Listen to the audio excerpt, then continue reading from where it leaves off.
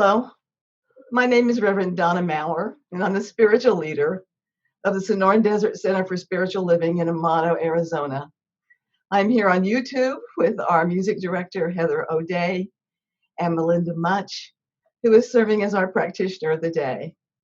We thank all of you for sharing your time with us, and Heather will ring the bells that open our service. Good morning. Hello, my name is Heather O'Day.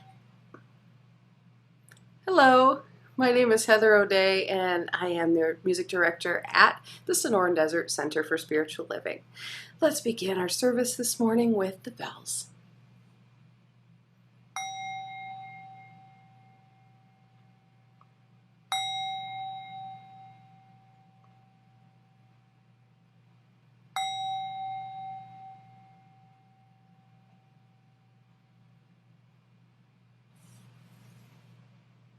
Good morning.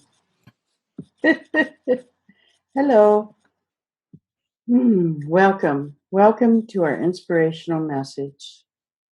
And so I would like to have us relax, take a breath, breathe in peace, found within each moment.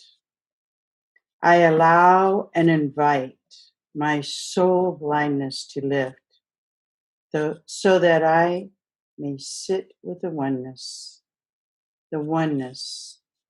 that we are, and know peace and know comfort within me, around me, as me. From a place of trustful communication, I turn to divine presence. I listen with open ears. I appreciate with an open heart, and my consciousness is open. I share my love, knowing I am in alignment with the oneness. I am grateful to be here now to hear the message and the music that uplifts my soul. And so it is.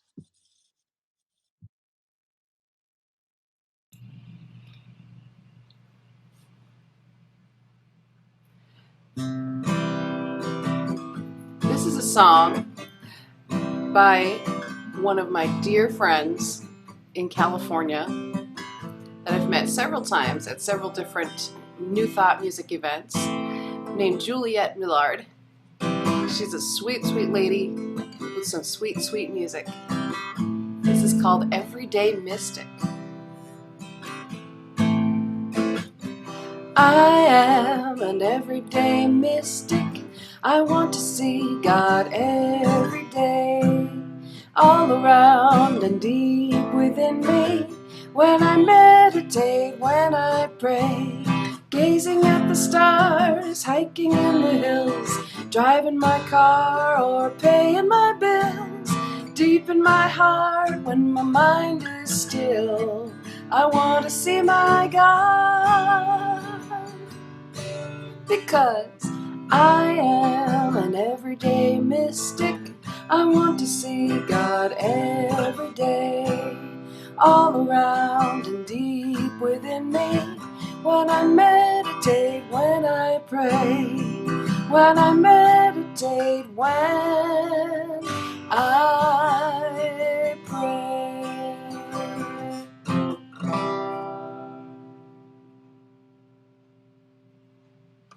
Thank you, Heather.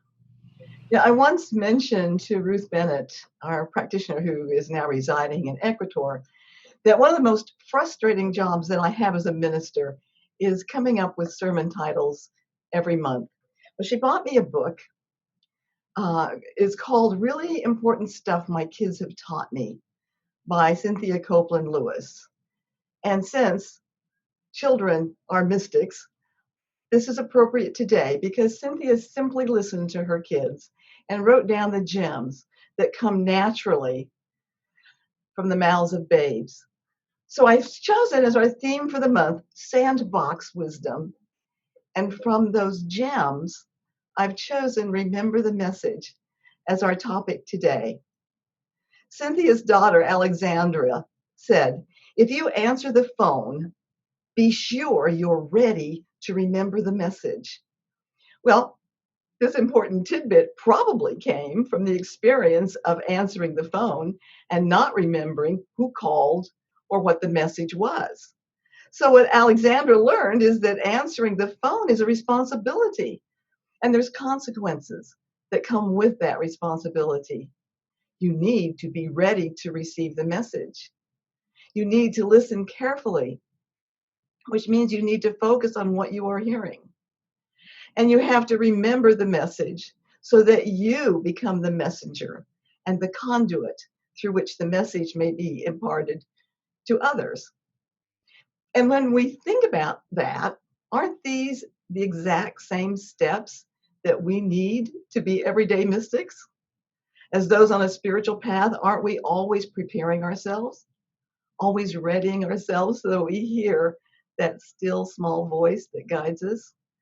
Don't we spend time in our spiritual practices to focus more fully on the messages of joy, love, beauty that's all around us?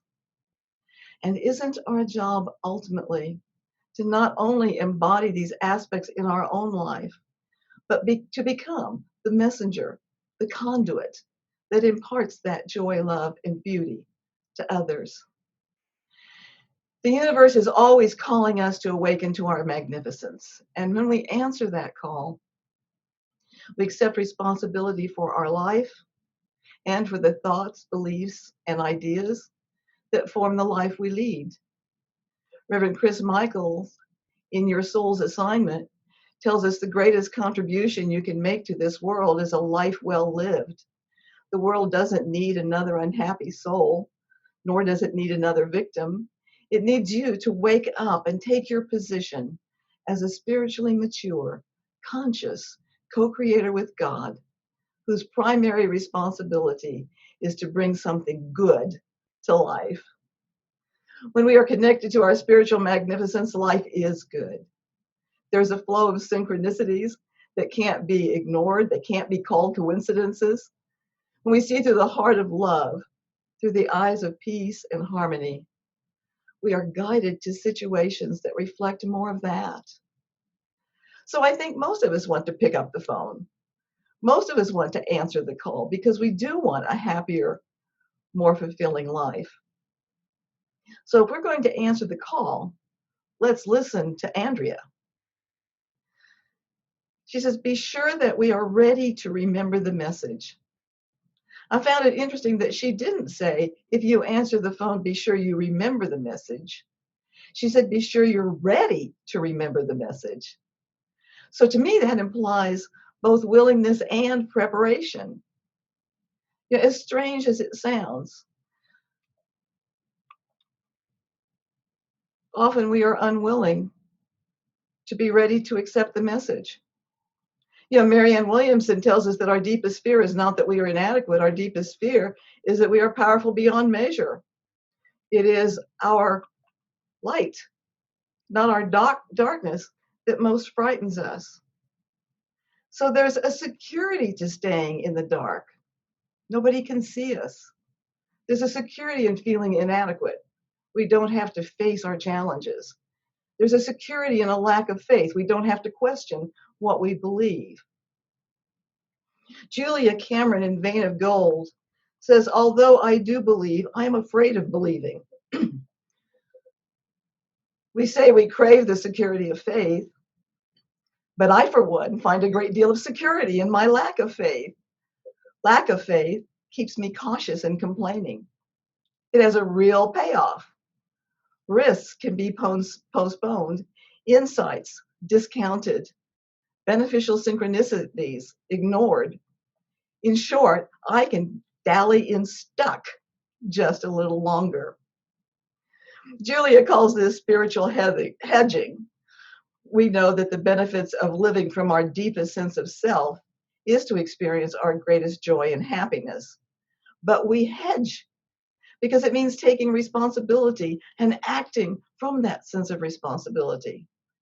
As long as we ignore the possibility of spiritual support for our endeavors, we can comfortably set a low ceiling on our dreams and goals. And often it just feels easier to dally and stuck just a little longer. Jesus told us that it takes the faith the size of a grain of a mustard seed to move mountains, and that nothing is impossible with just this tiny amount of faith. A friend of mine used to say that the Christ only needs a crack. Once we do the smallest thing toward opening to our spiritual growth, the Christ within us, Spirit, responds immediately. So when we say yes to a little bit of faith, to a bit of personal responsibility, we are preparing ourselves to be ready to receive the message. And once we are ready to receive the message, then we need to listen carefully and focus on what we are hearing. Years ago, when the telegraph was the fastest method of long-distance communication, a young man applied for a job as a Morse code operator. Answering an ad in the newspaper, he went to the office address that was listed. When he arrived, he entered a large, busy office filled with noise and clatter, including the sound of the telegraph in the background. A sign on the receptionist's desk instructed job applicants to fill out a form and wait until they were summoned to enter the inner office. The young man filled out his form and sat down with 7 other applicants in the waiting area. After a few minutes, the young man stood up, crossed the room to the inner office, and walked right in. Naturally, the other applicants perked up, wondering what was going on. They muttered among themselves that they hadn't heard any summons, so they assumed this young man made a mistake and would probably be disqualified. Well, within a few minutes, the employer walked out of his office with the young man, shook his hand, and said to the other applicants, "Gentlemen, thank you very much for coming, but the job has just been filled." The other applicants began grumbling to each other, and one spoke up saying, "Wait a minute, I don't understand. He was the last to come in, and we never even got a chance to be interviewed. Yet he got the job. That's not fair." The employer said, "I'm sorry, but all the time you've been sitting here, the telegraph has been ticking out the following message in Morse code. If you understand this message, then come right in. The job is yours." None of you listened to the message. This young man did. The job is his. I truly believe that Spirit is always winking at us. It's always sending us messages. And if we are prepared through our spiritual practices, we will hear its guidance. We are living in a world of turmoil right now. Yet above that din, there is a small voice that guides us if we listen. And its message, come right in. This extraordinary life is yours. So our third thing is, once we are sure of the message, then we can naturally and confidently impart it to others. When we've learned to focus on love, beauty, joy, harmony, peace, then we bring those forward in our lives. This is the law of mental equivalence. What we first embody in mind will find its way to our experience, and we automatically then become the messengers. If you answer the phone, be sure you're ready to remember the message. Alexandra made this statement because she experienced the frustration when you don't remember the message and the empowerment when you do. Can you proudly see her saying to her mom, "I took the call from the car mechanic. Your car is ready. They are open until 5. She knew she was ready to receive the message when she picked up the phone, and she took that responsibility to heart. She listened carefully, and when she delivered her message, it was with pride and that inner empowerment that comes from self-confidence and trust. She was the messenger. A reporter running next to Gandhi's train window asked, "What is your message?" Gandhi jotted a note on a piece of paper, handing it out the window to the reporter. It read, "My life is my message." When we accept the call to live from the inside out, to live a spiritually driven rather than an ego-driven life, we live from our magnificence, from our power, and from our light. By our spiritual practices, We have made ourselves ready to receive God's love, truth, beauty, joy, harmony, peace, and abundance. And we know that we change our world by changing our minds about what the world is, who we are, and what we are here to do. We are spiritual beings. The world is a projection of our thoughts and beliefs, and we are here to do our part to take the message of love to a world that is hurting. If you answer the phone, be sure you're ready to remember the message. We are ready to remember the message, to embody it, and to be the messenger, the conduit through which this message is imparted to the world. And that's our sandbox wisdom for the week. Thank you. Namaste.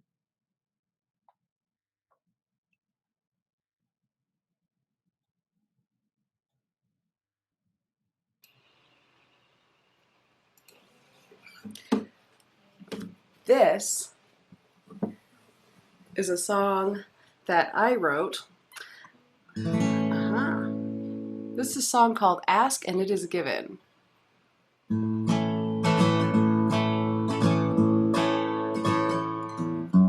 Ask and it is given. Seek and ye shall find. Knock and the door will open. The intentions of our heart and mind. We are the ones who make it happen when we open up our hearts to possibility. The things and situations we desire, we're co-creators of our destiny. Ask and it is given. Seek and ye shall find. Knock and the door will open. The intentions of our heart and mind. Intentions of our heart and mind.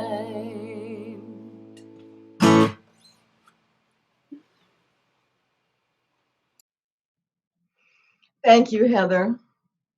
And thank you for joining us today. We would like to continue our messages with you, and so we'd greatly appreciate your financial support. Please visit our website, cslaz.org, and click on the donate button. And we thank you for your consideration. And now I turn our service over to Melinda for our closing affirmative prayer. Thank you, Donna. Thank you, Heather. I love that song. So I'd like to share a short meditation by Ernest Holmes. The spirit within me is God. That spirit is perfect.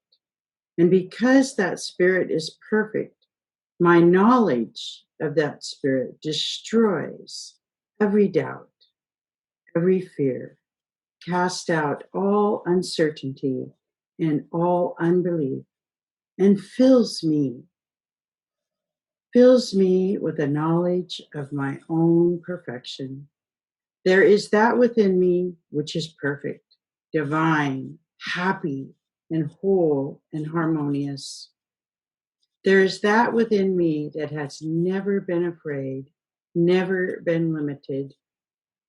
It is this Christ nature within me that I now recognize and speak into manifestation through my being, that the spirit within me, which is perfect, shall remove every consciousness of disease, shall stimulate activity, and recognize perfect circulation of these divine ideas, and establish within me not only the knowledge of divine perfection, which I really am, but shall establish in my physical being a manifestation of that knowledge of reality, or the realization of that presence. And whatever there might be within me, which does not belong, is now eliminated, cast out, and destroyed. Divine guidance is, and that perfect intelligence is now governing the activity of my life into the fulfillment of joy, into the fulfillment of love, of unity, of happiness, and success. Thank you for joining us today. We love you. Namaste.